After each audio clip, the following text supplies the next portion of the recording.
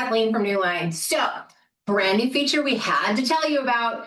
First of all, you're going to want to make sure that your Q Pro, Q Pro Elite, Q Ultra Elite are on the latest firmware version. And then once it's on that latest firmware version, you're going to be able to do these things. All right.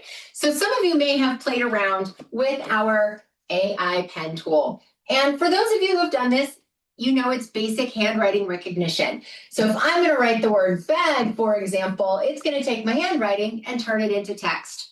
Some of our early elementary friends have lamented the fancy A. And you're like, can't I change the font? Oh, but yes, now we can change the font. And here is how we do that. We are going to visit our three-dot menu, our very, very favorite three-dot menu.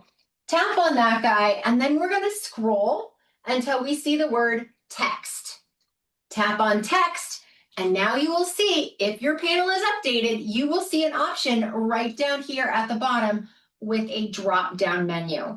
When I tap my little drop-down menu, I can change it to Poppins. That is another handwriting recognition font that you can now use. So when I decide to use this, if I'm going to use my AI pen again and write bag again, you'll notice now I have a different font and it's nice and round, making it very easy for those early elementary friends to have that handwriting recognition that they will recognize and be able to copy. All right, guys, happy converting.